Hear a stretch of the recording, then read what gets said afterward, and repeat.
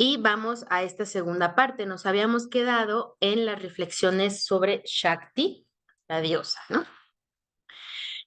Antes de comenzar esta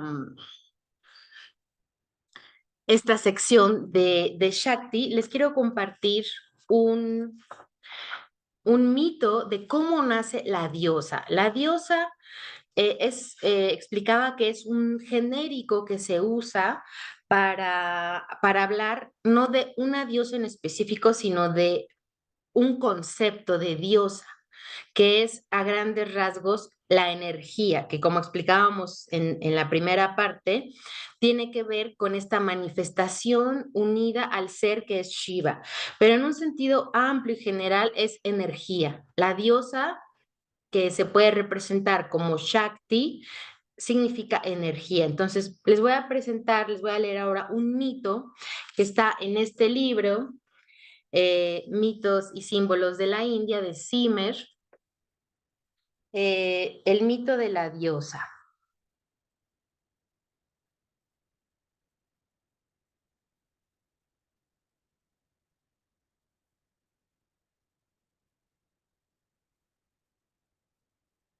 Se la describe como una doncella guerrera sublime e invencible, nacida de una combinación de las iras de todos los dioses reunidos en consejo. El milagro aconteció en uno de esos momentos oscuros para los dioses, en que un demonio tirano amenazaba con arruinar el mundo. Esta vez no podían hacer nada, Vishnu ni Shiva. El titán era un monstruo colosal llamado Mahisha, con apariencia de un prodigioso carabao, que es como un búfalo.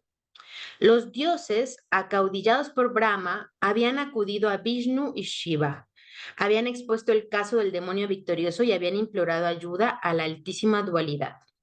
Vishnu y Shiva se inflamaron de ira. A su alrededor, las otras divinidades se inflamaron de indignación también, y al instante les brotó de la boca su intenso poder en forma de fuego. Vishnu, Shiva y todos los dioses exhalaron su energía, aquí está, ¿no? Exhalaron su energía, cada cual según su naturaleza, en forma de torrentes de llamas. Se juntaron con fuerza todos estos fuegos y se combinaron en una nube llameante, la forma llameante que crecía y crecía y se iba condensando poco a poco. Finalmente adoptó la forma de la diosa, dotada de 18 brazos.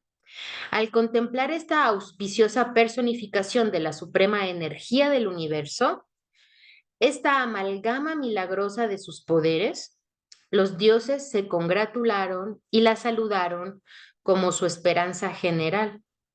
En ella, la doncella más hermosa de las tres ciudades, Tripura Sundari, en la mujer primordial y perenne, se habían integrado poderosamente las fuerzas particulares y limitadas de varias personalidades. Me voy a detener un momento aquí en el del mito para resaltar que aquí la diosa está siendo entendida como esa energía que surgió a partir de la ira de los dioses, la ira, el enojo enorme que tuvieron los dioses al saber que había un demonio poderosísimo que no podían derrotar.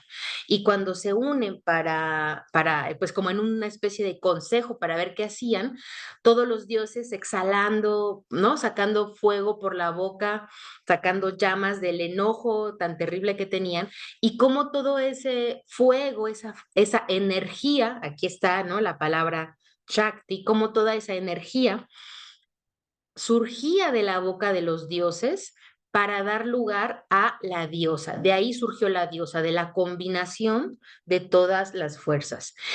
Durante la clase, cuando expuse esto, Rebe tuvo una intervención diciendo que esto podía representar cómo la diosa no solamente que era la, la suma de todas esas fuerzas de ira de todos los dioses, sino que la diosa podía ser entendida como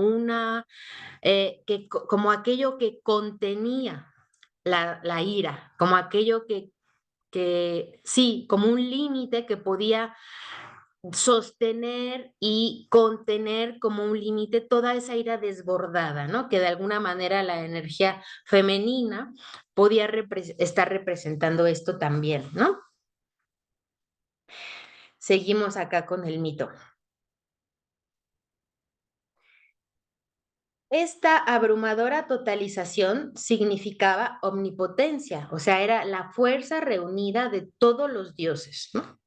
Con un gesto de completo sometimiento y plena y voluntaria abdicación, habían devuelto sus energías a la Shakti primordial, fuerza única y fuente primera, de donde originalmente había procedido todo.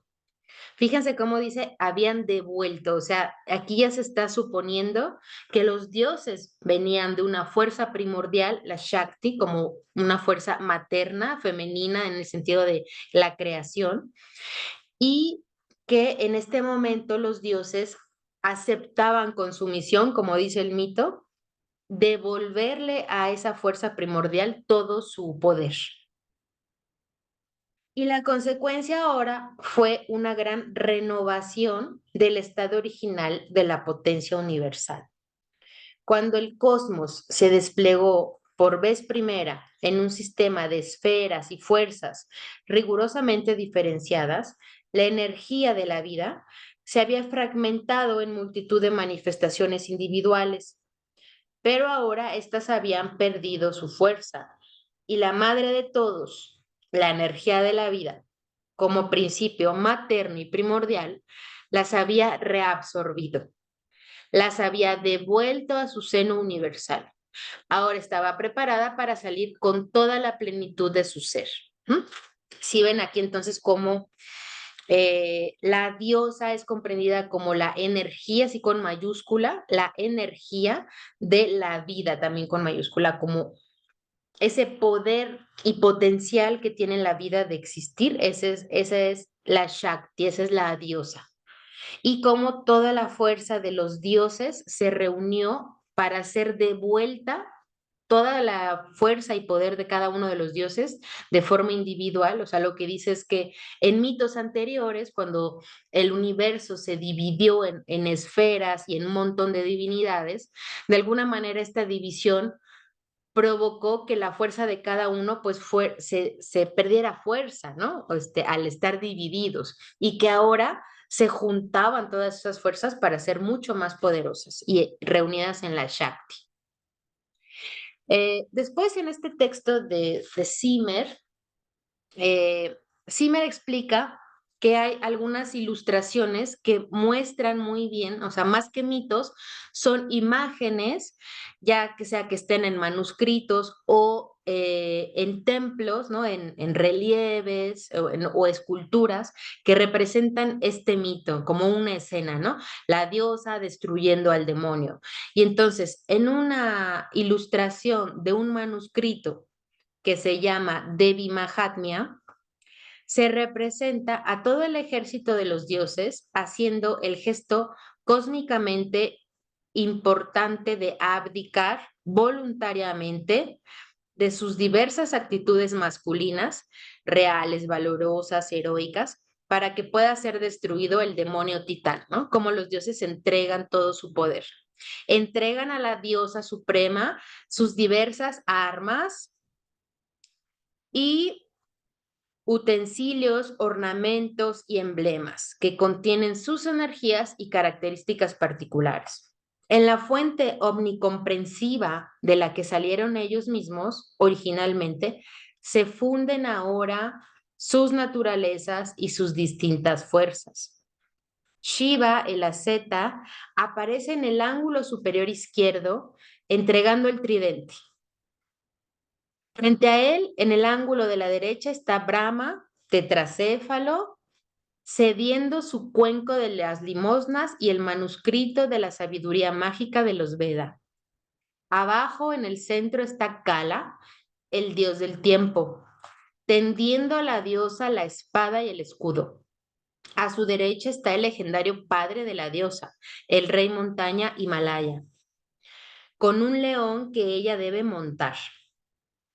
En otro relieve del siglo VIII, perdón, VII, en el delicado y vigoroso estilo Payava, se ha representado a la diosa matando al demonio búfalo. Las obras de este periodo, aunque vigorosas, son muy suaves. O sea, lo que explica Cimera aquí es que en esta época no se representaba así como el clímax dramático de cómo la diosa mata al demonio, sino que nada más se queda como justo antes de que suceda, ¿no? Pero se da por hecho que la diosa mata al demonio. Entonces dice, se le representa aquí a la diosa avanzando, montada sobre un león y acompañada por los dioses. El enemigo, gigantesco y grotesco, cede hoscamente terreno. No se representa el triunfo final, sin embargo, es absolutamente evidente. La magnífica amazona, provista de las armas de todos los dioses y estimulada por sus himnos de alabanza, representa las fuerzas afirmativas del universo. El demonio no tiene ya esperanza ninguna. Su cabeza enorme y su clava, que sugiere oscuridad, violencia y resentimiento, están a punto de caer. Tras aniquilar primero al ejército del titán, la diosa ata al poderoso búfalo con un lazo. El demonio escapa saliendo del cuerpo del búfalo en forma de león. Inmediatamente la diosa decapita al león, después de lo cual Mahisha, en virtud de su energía maya de autotransformación, vuelve a escaparse, ahora en forma de héroe con espada.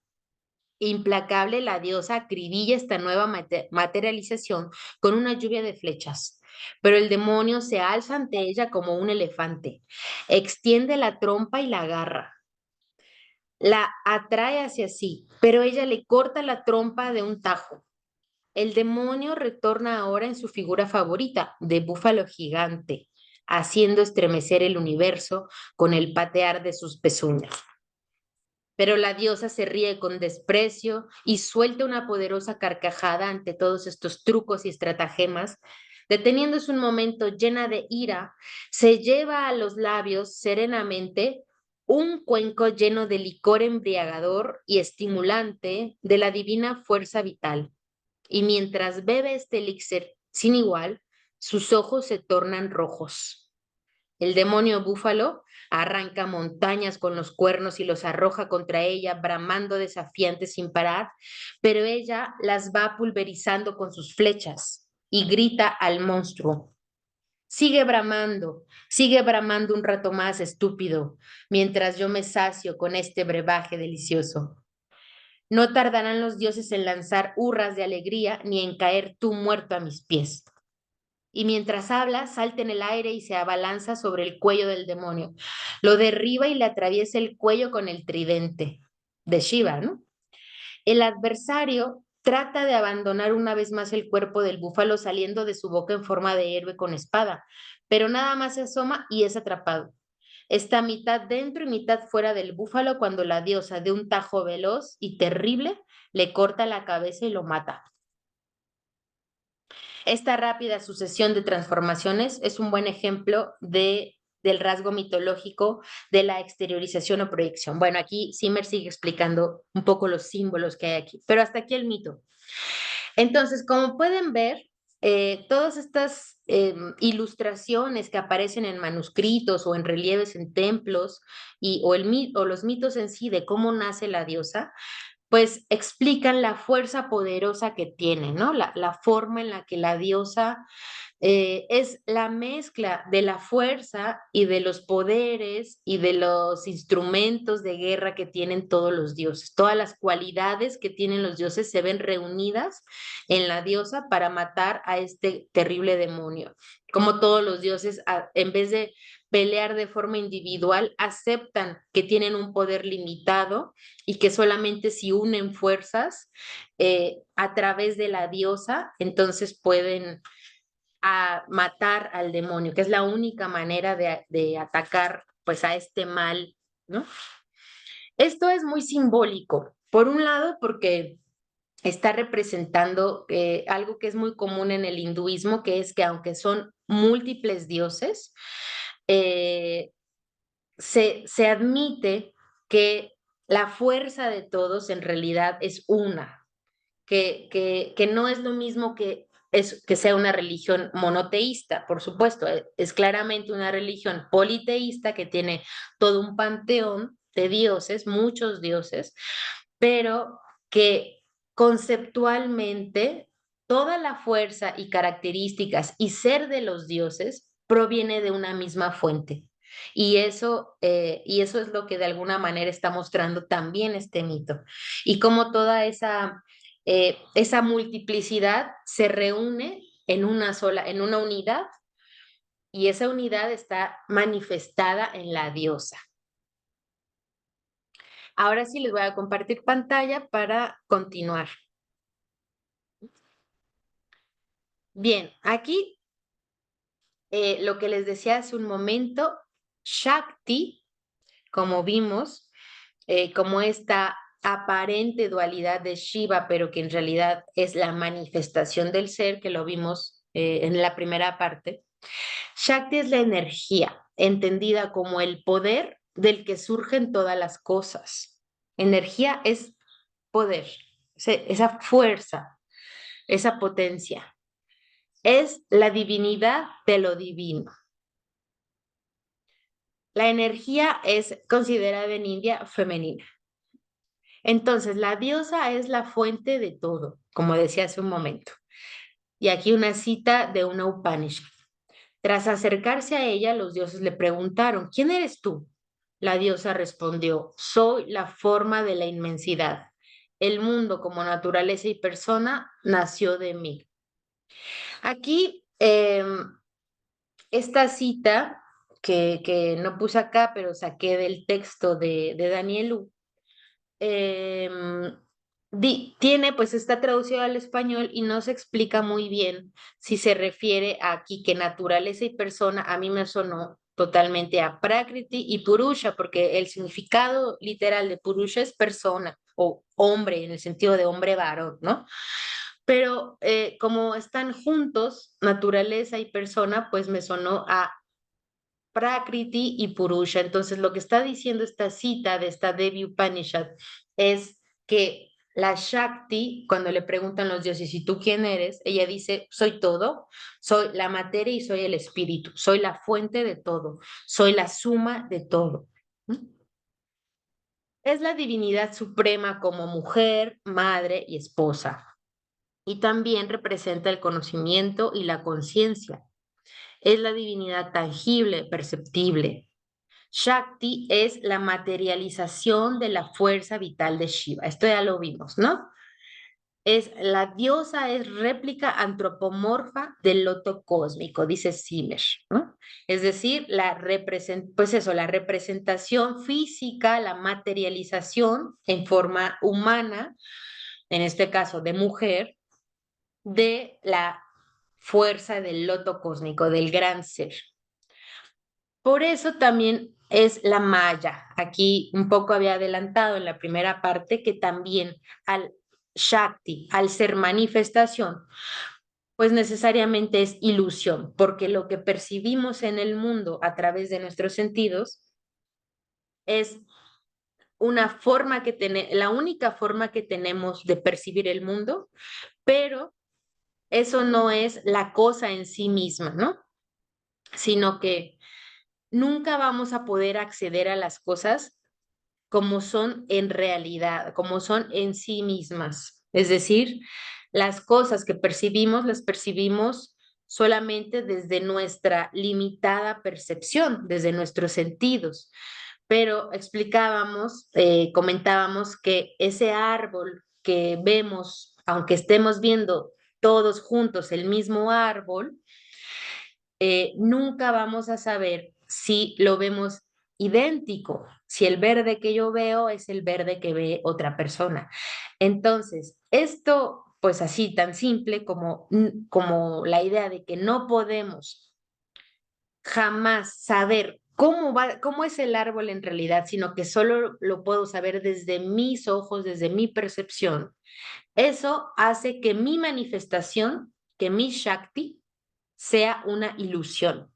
Que en este sentido, Maya, que es la ilusión, sea sinónimo de Shakti, manifestación. El mundo no es lo que es, sino lo que cada uno o una percibimos de él. En este sentido, la Shakti, que es la manifestación del absoluto, que es Shiva, se nos presenta como una ilusión, porque no es la realidad, así con mayúscula, ¿no? No es la realidad en sí, sino una película de nuestros dramas vitales. Este es el hechizo de la energía creadora, es como un hechizo, ¿no?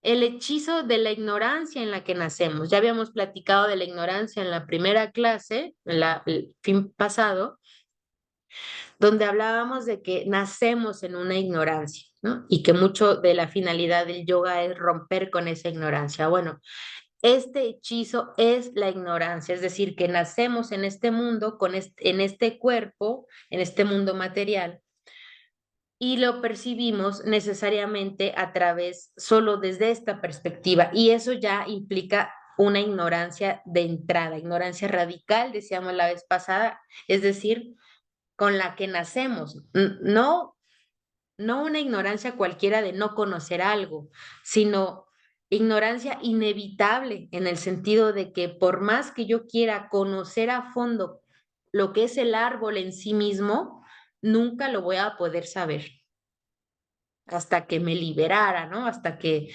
rompiera con ese velo, esas cadenas de la ilusión y entonces pudiera ver la realidad en sí misma, el árbol en sí mismo, el árbol como idea, ¿no? Como concepto y no como manifestaciones. Es el momento en el que se ve a Shiva y no a Shakti. Pero platicábamos que en ese momento es cuando se rompe la individualidad, o sea, cuando el momento de unidad con el ser absoluto implica necesariamente la pérdida de la individualidad, del yo, de quién soy, ¿no? Porque no se puede ser individuo y estar unido al absoluto a la vez. Es como estas imágenes de la gota que cae en el océano. La gota individual deja su ser, deja su ser individual para convertirse en el todo. Bueno, sigo acá con la lectura. Este hechizo de la ignorancia en la que nacemos es lo que el yoga intenta transformar, liberarnos de la ilusión inevitable en la que vivimos. Y una cita muy esclarecedora de Zimmer, ¿no? Liberar al hombre de la esclavitud de su propia Shakti, de la maya, de las metas y propósitos de su existencia, de los matices encendidos de la aversión y el deseo, el terror y el placer que colorean para él los objetos de su entorno, es el principal objetivo de todas las grandes filosofías de la India. Y por supuesto, ahí yo agregaría que es la meta principal del yoga, que es liberar al ser humano ese, de esa ilusión, de ese hechizo de creer que las cosas que percibimos son la realidad y que todo este drama en el que vivimos, me gusta mucho cómo lo dice Zimmer, ¿no? Esta eh, maya, o sea, esta ilusión de metas y propósitos de su existencia, ¿no? O sea, todo lo que es nuestra vida individual. Esto, ¿no? Mis deseos, mis frustraciones, mis recuerdos, mis anhelos más profundos, mis miedos más terribles, todo no es más que parte de mi propia malla, de mi propia ilusión, no de una realidad en sí misma. Y por eso el yoga es un método de liberación, porque es un método de control mental. Si controlamos esa mente, entonces podríamos de alguna manera desconfigurar esa malla. Cuando no hay control mental, entonces no hay, o sea, cuando no hay control mental, la malla se expande así en su máximo potencial, ¿no? O sea, es como estar viendo la película de nuestra propia vida completamente confundidas con que somos el personaje, ¿no? Llorando con lo que le pasa y así, ¿no? Pero el yoga es ese detener, ¿no? El yoga, al menos de Patanjali, como sabemos, detener ese proceso mental, es todas esas emociones, fluctuaciones mentales, recuerdos, rechazos, intelectualizaciones, todo, detenerlo para que esa ilusión caiga, hacer que la mente esté como un lago tranquilo, ¿no? Sin movimiento, para que la mente pueda entonces observarse como espectador, como espectadora de esa película y no identificarse con el personaje, ¿no? O sea, decir, yo estoy fuera, no soy, no me está pasando eso en realidad, o sea, aunque sí, porque se sufre, por eso el yoga es como se ha dicho mucho y este es uno de los grandes significados del yoga, es un método para eliminar el sufrimiento. De ahí que tenga, al menos en Patanjali, por ejemplo, toda una influencia budista. El hecho de que eh, sea esta vía, el yoga es una vía para eh, eliminar el sufrimiento, es porque el yoga, con toda esta metodología que hay detrás, puede observar desde fuera la malla en vez de identificarse con ella. Y entonces todos estos dramas existenciales paran. Esa sería la liberación del sufrimiento. Bueno, hasta aquí la diosa entendida como energía, como manifestación, como Shakti, etcétera. Y ahora vamos a ver solamente a dos diosas, ahora ya no a la diosa en este sentido abstracto, sino a la diosa en un sentido, a diosas en un sentido más bien ya con características antropomórficas y demás. Y vamos a ver entonces a Parvati.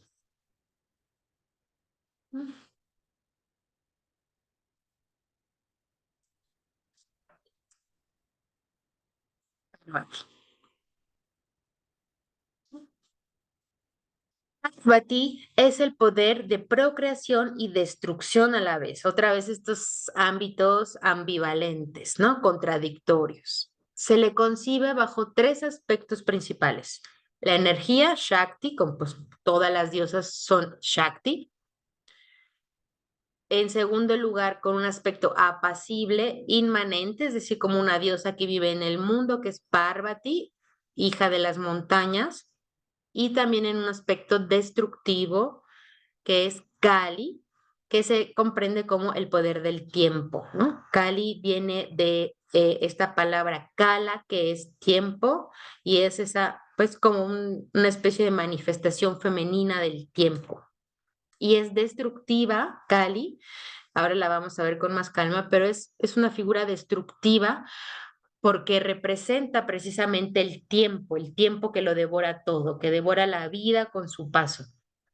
Bueno, Parvati, la que nació de las montañas, se entiende que se trata de la cadena de montañas que representan la columna vertebral por donde sube la Kundalini. Todos estos simbolismos son tántricos, ¿no?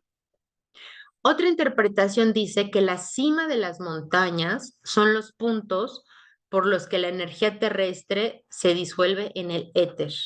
Por eso no es recomendable vivir en la cima de las montañas y en ellas solo pueden construirse templos. Parvati es también la reina de los duendes y espíritus que vagan por la tierra. Me detengo un momento, hay un mito muy conocido de cómo un día que Shiva iba caminando por una ciudad, pues con toda su belleza y semidesnudo y todo su poder ascético reunido, toda la energía que tenía. pues todas las mujeres de todas las aldeas se quedaban enamoradas de él, ¿no? Pero especialmente en un momento que pasa por la ciudad de Parvati, Parvati sé que está con su familia ahí en las montañas, ¿no? En los Himalayas, y queda profundamente enamorada de él y le pide que por favor, que lo quiera acompañar a donde sea que vaya. Y Shiva le dice, obviamente no puedes acompañarme, eh, no eres más que una mujer, un ser humano, y yo soy una zeta, yo soy un dios asceta. Entonces Parvati le dice, yo también soy una asceta, ¿no? Te lo voy a demostrar. Y se pone a meditar con él con la misma fuerza ascética, con la misma fuerza de tapas que Shiva. Y se queda al lado de él durante días y meses y cuando Shiva avanza a otro pueblo caminando, ella va atrás de él y cuando se pone a meditar Shiva, ella también se pone a meditar y cuando hace austeridades ella también. Y el caso es que le va siguiendo el paso con la misma intensidad a Shiva. Cuando pasan ya muchos años de esta situación, Shiva en un momento que está meditando, abre el ojo así como un poquito y ve a Parvati en una profunda meditación, completamente concentrada y devota y asceta, que entonces él se enamora de ella, ¿no? Y entonces acepta la divinidad de Parvati y pues en ese momento ya está convertida en diosa, ya, ¿no? Ya deja de ser una mujer, ser humano, y se convierte en una diosa y entonces Shiva le pide que sea su esposa. Bueno, esto como una anécdota, un mito muy conocido de Parvati y Shiva. Pero ahora, Parvati, que es esta zeta, ¿no? También tiene un aspecto terrible y destructor, igual que Shiva, ¿no? Que es Kali. Kali, en su aspecto terrible, es Parvati como el poder de la desintegración cercano al poder de la liberación. Se representa como una diosa aterradora que infunde pavor y devora todo a su paso, como el tiempo, como les decía, ¿no? Y solo Shiva, su esposo, es capaz de calmarla. En un himno a la diosa Kali, escrito por el famoso filósofo Shankara, leemos, todo el que come, por mí come, todo el que con sus ojos mira y todo el que respira y el que oye lo que se hable, en verdad por mí lo hace. O sea que lo que está expresando en este verso Shankara, el filósofo, es, además de que tiene una gran devoción por la Shakti, es que eh, él representa, él entiende que la diosa simboliza que la diosa lo es todo, ¿no? Y que además tiene una relación muy directa con el ser humano, porque es todo el que come, por mí come, todo el que mira, es como que todo lo que se relaciona con la vida humana tiene que ver con la diosa, con Kali. Aquí no se expresa ese aspecto terrible de la diosa Kali, sino más bien un aspecto como maternal, ¿no? Sin embargo, Kali, como saben, pues tiene una representación un tanto, eh, bueno, no un tanto, muy aterradora, esa es su función, de mostrar una divinidad terrible que si no se le adora, eh, pues ella es capaz de destruirlo todo, ¿no? Kali significa literalmente la que es negra o la que es la muerte. Esta es una ilustración de Kali, pero pues hay muchísimas que varían, ¿no? Hay unas que está completamente negra, aquí de azul, pero hay otras donde está negra. Hay otras representaciones con diferentes elementos en las manos, y hay otras donde no está sobre Shiva, este es Shiva. En fin, y muchos otros elementos. Vean cuántos elementos tiene, ¿no? Tiene malas, tiene este collar de cabezas, la lengua de fuera, esa sí siempre es característica de Kali, que, como pongo aquí al final, representa esa lengua de fuera, una de las interpretaciones es que, bueno, además de lo terrible, ¿no? Como que esa furia de la divinidad se muestra en la lengua, pero también como la forma de comer, de el tiempo que se come la vida, que se come todo. Se le representa con cuatro brazos que sostienen los símbolos de la muerte, la renunciación y la senda espiritual de la devoción. El lazo que atrapa y estrangula a la víctima, ¿no? Como en este mito, ¿no? En el mito de la diosa que atrapa al demonio, lo atrapa con un lazo. El gancho de hierro que corta las cabezas, el mala y el libro de oraciones. Aquí no sale el libro, pero sí salen los malas, la guirnalda de cabezas y el machete, ¿no? En algunas representaciones tántricas se le observa de pie sobre Shiva y el collar de cabezas.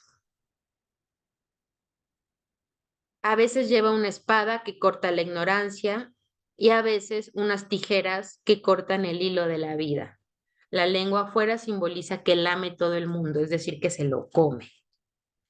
Esta imagen de Shiva debajo de Kali explicaba que no está en todas las representaciones, solo en algunas, y que lo que está mostrando no es que Shakti esté sometiendo, o bueno, Shakti en forma de Kali, esté sometiendo a Shiva, sino que Kali está.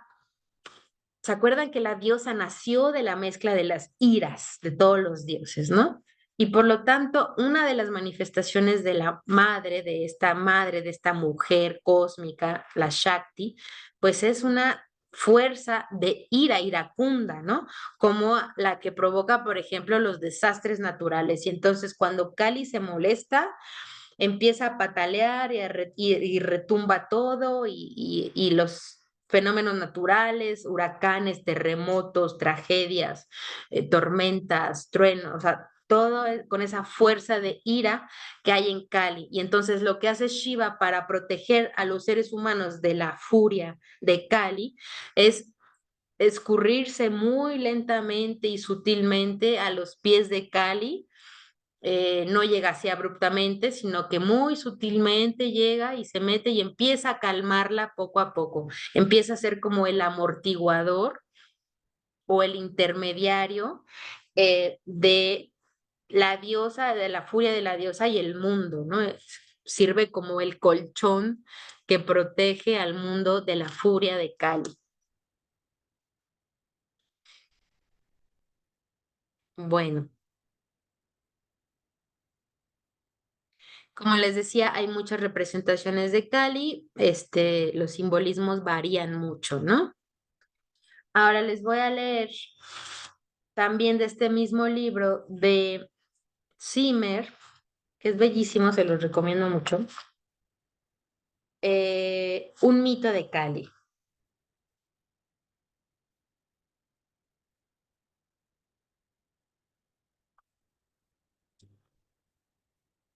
Dice,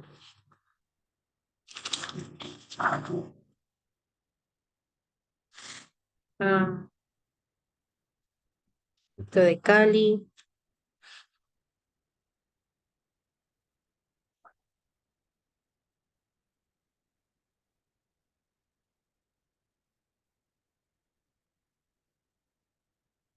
Bueno, más que un mito, lo tenía anotado porque más bien son explicaciones de los simbolismos, de por ejemplo, lo que dice aquí Zimmer es que la diosa Cali como la negra, adornada con las manos goteantes de sangre y las cabezas de sus víctimas pisando el cuerpo postrado, aparentemente inerte de su señor. Esa es una de las imágenes.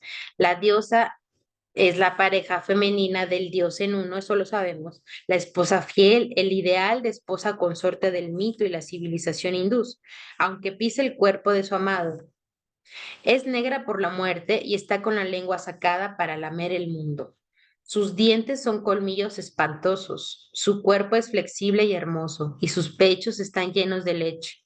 Paradójica y horrenda, es hoy la más querida y extendida personalización del culto indio. Muy importante, ¿no? Este, Lo que explica Zimmer es que, bueno, que nosotros como occidentales, pues estas figuras nos aparecen muy extrañas, ¿no? Acostumbrados a, dice aquí, ¿no? Educados a la sombra de la catedral gótica, donde la figura benigna de la Madre Santísima Inmaculada, de la Virgen María, no está contaminada por el principio oscuro, por supuesto, ¿no? Y que entonces, bueno, estas figuras de la madre primordial, como esta figura cortando cabezas, toda ensangrentada, furiosa, pisando a su marido, y todo eso, pues ante a la concepción occidental le parece muy extraña, ¿no? Muy ajena y violenta. Sin embargo, pues yo explicaba que estas imágenes de, por ejemplo, la guirnalda de las cabezas, que es obviamente una imagen violenta, eh, pues está representando lo que es Kali, que es el tiempo que va metafóricamente cortando las cabezas, es decir, llevándose la vida de las personas a su paso. Entonces va con su machete, con su cuchillo, cortando las cabezas, no solo porque está enojada y es furiosa y va con toda esa fuerza a su paso, sino porque es el tiempo. Bueno, haciendo todo esto porque es el tiempo. Ujú.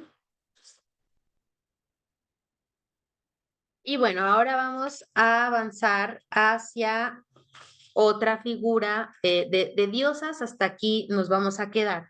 Obviamente hay más diosas en el panteón hindú. Está Lakshmi, está Uma, está Sarasvati, pero estas diosas no tienen tanta relación con el yoga como tal. En el hinduismo, por supuesto, cada una tiene una representación muy importante, la riqueza, la abundancia, la maternidad, etcétera. Pero estas dos divinidades, bueno, Parvati, que en su forma de asceta, y de Kali, sí están más relacionadas con el yoga precisamente porque son figuras de las escuelas tántricas, ¿no? Y por lo tanto los hatha yogis pues adoraban también a estas divinidades. El tantra, como saben, tiene montones de, bueno, montones, tiene muchas vertientes y distintas religiones, ¿no? O sea, el tantra se divide en diferentes sectas, el tantra como religión, y algunas adoran, por ejemplo, a Vishnu, otras adoran a Shiva y otras adoran a Shakti. Y en estas templos, ceremonias, cultos religiosos, tántricos, dedicados especialmente a Shakti, pues se le adora primordialmente a Kali, o sea, a Shakti en su forma de Kali.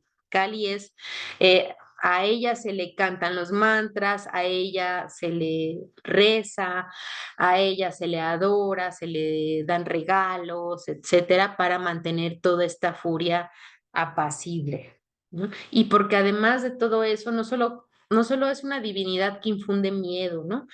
También es una divinidad, la diosa, que es protectora, o sea, como lo vimos en el mito, ¿no? Es una diosa atrás de la cual se ponen todos los dioses, ¿no? Es como todos los dioses detrás, o sea, la imagen en un momento del mito, la imagen de la diosa resurgiendo y todos los dioses atrás de ella, ¿no?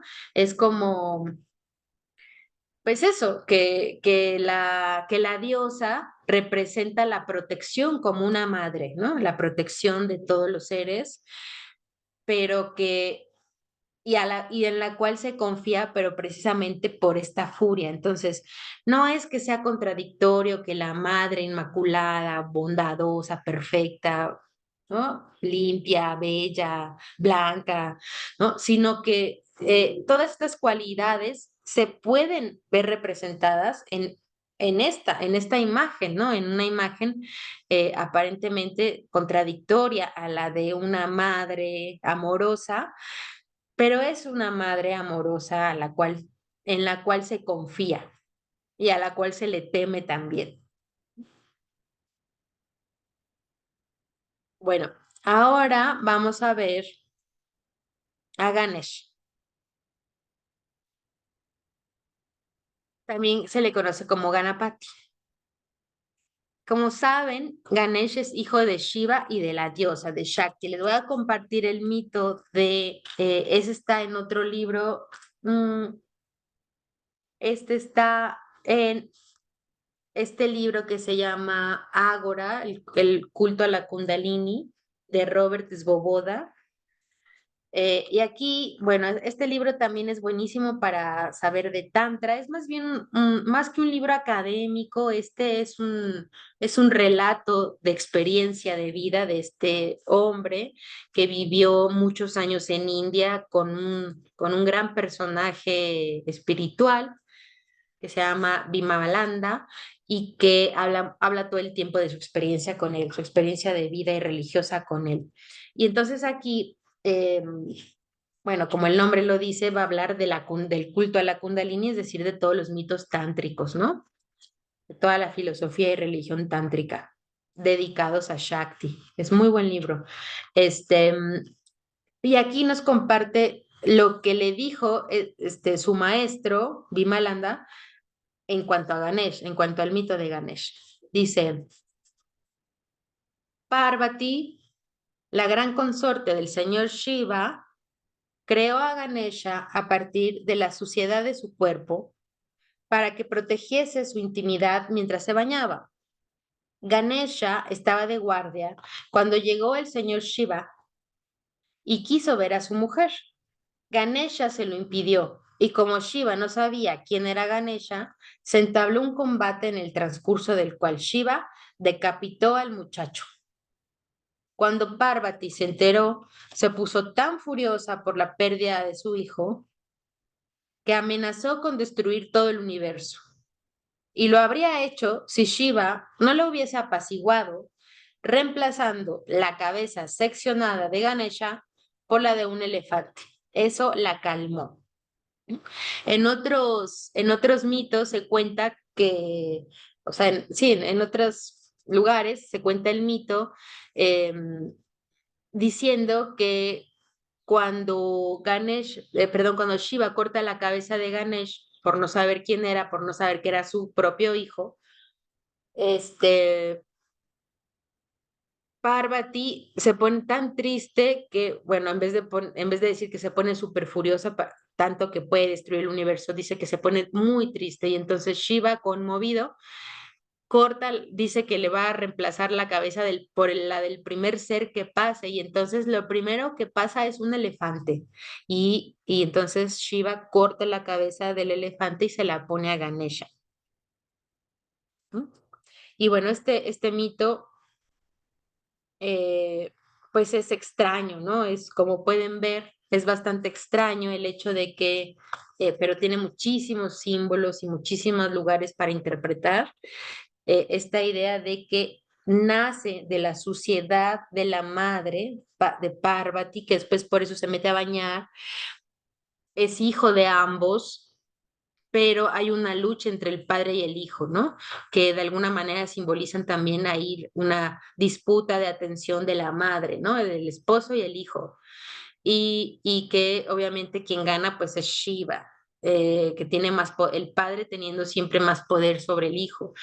Y pero para Shiva lo más importante es la felicidad en esta interpretación de que se pone muy triste, ¿no? Tal vez me gusta más la interpretación esta donde más bien se enoja mucho, como una Kali, ¿no? Parvati como Kali se enoja muchísimo y dice, voy a destruir todo el universo si no haces algo, Shiva, ¿no? Porque acabas de cortarle la cabeza a nuestro hijo. Y entonces Shiva dice, bueno, no, espera un momento, ahora le pongo otra cabeza. Y entonces, bueno, como saben, se le representa como este hombre con cabeza de elefante. En realidad es un muchacho, es como un adolescente o casi como un niño. A veces se le representa como un niño. Es el dueño y señor de los obstáculos porque se abre paso a través de los obstáculos como un elefante en la jungla. Ganesha es el dios que le abre un sendero al devoto. Su vehículo es la rata, que también es vencedora de obstáculos. Y juntos van aplastando obstáculos, derribando árboles, cruzando ríos y lagos sin dificultad. La rata es capaz de abrirse paso en lugares pequeños, como una llave en un cerrojo. Así los dos representan el poder de abrirse paso en el camino. Aquí pues en el camino espiritual, en este sentido metafórico, dice, otro simbolismo importante de Ganesha es el de representar uno de los conceptos básicos de la filosofía hindú, la identidad del macrocosmos y del microcosmos, porque simboliza la unidad del ser pequeño representado en el ser humano, es decir, en el cuerpo del ser humano, y el gran ser, el macrocosmos representado en el elefante, ¿no?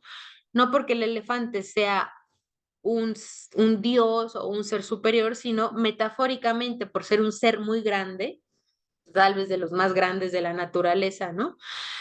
Representa el macrocosmos, pero entendido como lo divino, que se une, ¿no? Que en un mismo ser hay macrocosmos y microcosmos, ¿no?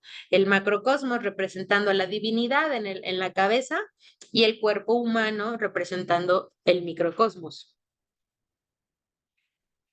Ahora, en un sentido ritual, cotidiano de la vida sagrada en el hinduismo, Ganesha es el primero al que se le saluda, se le venera al inicio de cada acción y por eso su imagen se coloca a la entrada de las casas y de todos los santuarios.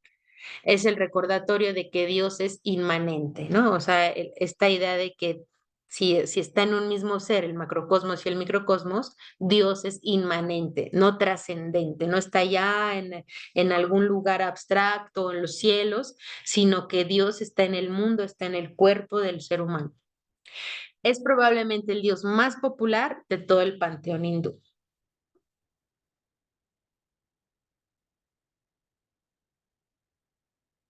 Ahora, esta imagen que es tal vez la más conocida de Ganesh, que es el que elimina los obstáculos. Me inclino ante el hijo de Shiva, que personifica el dispensador de dones y al destructor de obstáculos. Esto está en Ganapati Upanishad y desde aquí se le conoce así, ¿no? Como el destructor de obstáculos. Si se emprende algo sin rezar a Ganesha, lo más seguro es que surjan obstáculos, dicen las creencias religiosas antiguas. Si pedimos algo a Ganesha, lo más probable es que nos sorprenda con las cosas que nos quita, dicen las creencias actuales. Y ahora yo planteo unas preguntas que son las que estaría muy bueno reflexionar por cualquier medio que encuentren esta idea de pedirle a Ganesh, ¿qué le pedimos a Ganesha cuando le rezamos? ¿Qué se le pide a Ganesha en este contexto pues secular, profano, donde no somos hinduistas, sino practicantes de yoga? Sin embargo, se le pide a Ganesha, se tiene una imagen de Ganesha en los estudios de yoga, se le canta un mantra a Ganesha, se tienen tatuajes de Ganesha. O sea, toda esta fe a un dios hindú, ¿qué significa desde nuestra realidad occidental como practicantes de yoga? Esa sería la pregunta, ¿no? ¿Qué representa en la práctica contemporánea? Y bueno, pongo esta imagen, pero como saben, hay un montón de diferentes representaciones de Ganesh, se ve muy pequeña. Em, Aquí aparece en un trono, pero muchas veces se le ve sentado en postura de meditación, en flor de loto, sobre un loto, ¿no? Sobre una flor de loto. eh, una rata que es su vehículo, que está siempre ahí a su lado comiendo, o la rata debajo de él, que apenas se ve también. A veces se le ve representado en tres, ¿no? Como con otros dos Ganesh atrás. Em, a veces se le ve con un Om en la palma de la mano y muchos símbolos que traen sus otras manos, ¿no? En sus cuatro brazos. A veces es un símbolo, a veces es otro. El caso es que ha representado en la India tal vez la figura más popular de todas, no sé, tanto dentro como fuera de India. es una divinidad sumamente popular. Hay festivales a él, hay un montón de templos, de mantras, de mandalas, de imágenes, de todo tipo. Y lo que yo planteaba en la clase era eh, que a mí me parecía que Ganesha era, por consecuencia de ser la divinidad más popular hindú, también había llegado a Occidente esa influencia en el yoga. Es decir, que la divinidad más popular del yoga es probablemente Ganesha, pero eso es algo que pues está a discusión, ¿no? Puede ser Ganesha o puede ser Shiva, o sea, en realidad Shiva es el dios yogi, no Ganesha. Sin embargo, Ganesha me parece que es más conocido y adorado en el yoga, tal vez como por consecuencia de ser el más popular en el hinduismo, ¿no? El más adorado por toda la gente, o sea, popular en el sentido de que todo el pueblo, toda la gente lo adora, ¿no? Que está en todas las casas, en todos los templos.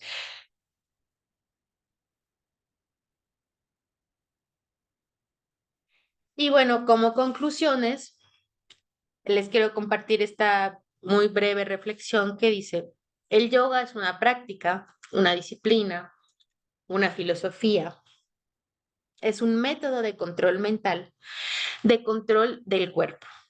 Es un camino de liberación, un camino de encuentro con lo sagrado. Como practicantes y o maestras de yoga contemporáneo, planteo esta pregunta. ¿De qué manera relacionamos nuestra práctica con la parte devocional del yoga? La repito.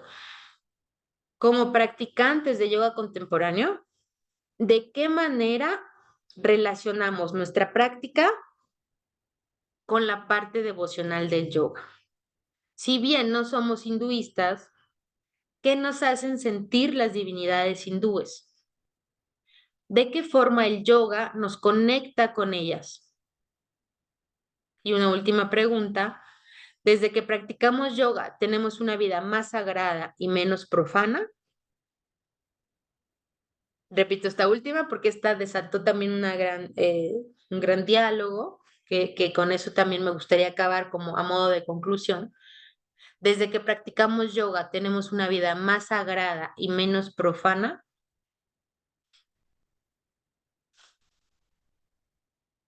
Bueno, ante esta última pregunta, me gustaría concluir con que el yoga de alguna manera puede verse de ambas formas, puede practicarse y vivirse de ambas formas, sagrada o profana. Originalmente en India, por supuesto que el yoga siempre tenía este factor sagrado y se practicaba siempre desde ese lado. Cuando el yoga sale de India a principios del siglo XX y se globaliza, se capitaliza y se hace un producto, pues obviamente se desacraliza y se vuelve profano, se vuelve cotidiano. Bueno, cotidiano también puede ser sagrado, pero me refiero a que se vuelve desacralizado, se desacraliza y se vuelve un producto, pues como sabemos, ¿no? Multimillonario, de marcas, de ropa, marcas en sí mismas, ¿no? De estilos de yoga, de salones de yoga. em, Se vuelve algo fitness, una especie de ejercicio, de camino a un bienestar, en fin, muchísimas cosas que ya sabemos que es yoga, ¿no? Esto en el sentido, esto es lo que pasa cuando el yoga sale de India y se globaliza.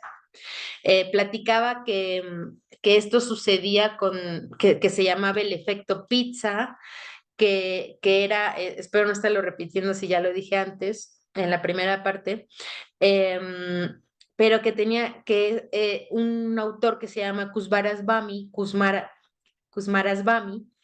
explica que lo que le sucede al yoga al entrar a Occidente es esto que él llama el efecto pizza, que es que el yoga se adapta a todos los lugares y estilos de los lugares a donde llega, como la pizza, ¿no? El hecho de que, por ejemplo, pues la pizza que es italiana y que tiene un estilo particular de donde nace, cuando llega a México, pues se le pone chile, frijoles, piña y cualquier cantidad de cosas para volverse mexicana, ¿no?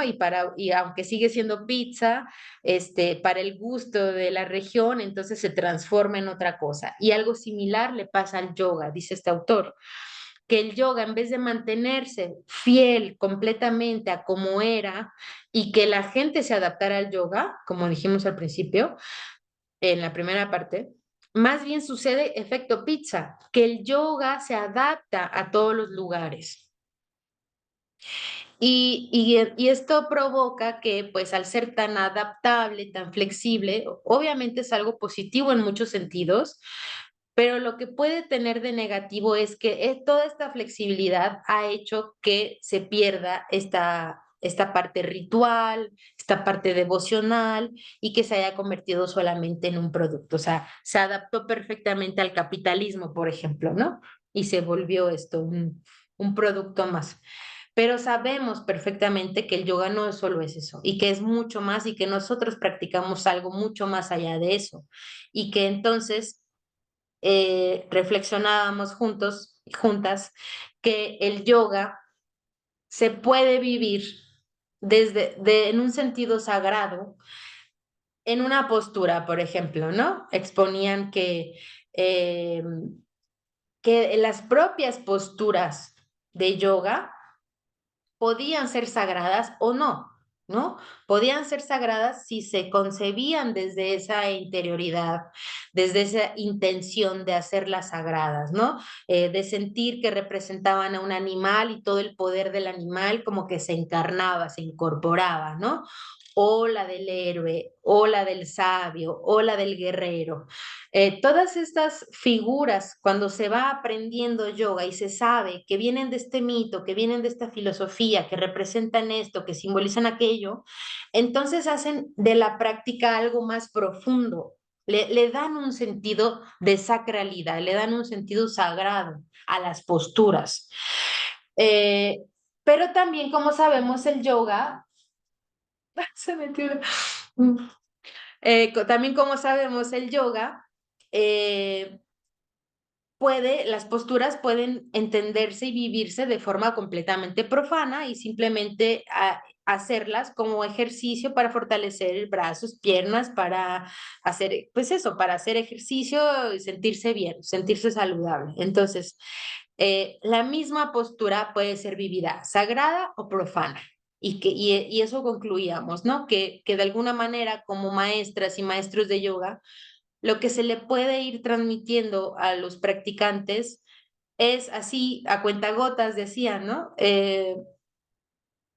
Soltarles de a poco esta sabiduría, estos mitos, esta filosofía que hay detrás del yoga, para que cada quien fuera adoptando o no, obviamente de manera libre y que todo se vale, lo platicábamos también, ¿no? O sea, se vale el que le reza a todos los dioses y es muy devoto, y se vale también el que o la que trae su ropa combinadísima y carísima de yoga y se toma selfies en la clase, también, ¿no? También se vale, es decir, toda esa flexibilidad que ha tenido el yoga, pues es la que vivimos actualmente y es en la que estamos involucrados. Entonces, platicábamos que este acercamiento a un curso de divinidades y mitos de la India, pues había sido muy complejo porque el hinduismo como religión en sí misma es algo que nos es muy ajeno.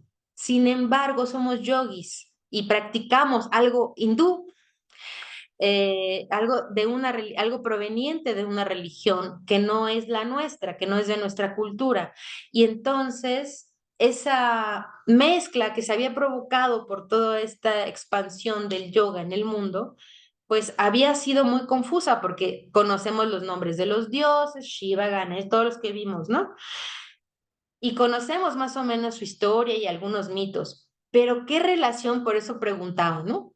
¿Qué relación hay de esto con, eh, con la práctica de yoga, cómo nosotros como occidentales, pertenecientes a otra cultura, a otra religión o a ninguna, nos acercamos al yoga que tiene tantos elementos de otra religión que es la hinduista, ¿no? Que es el hinduismo.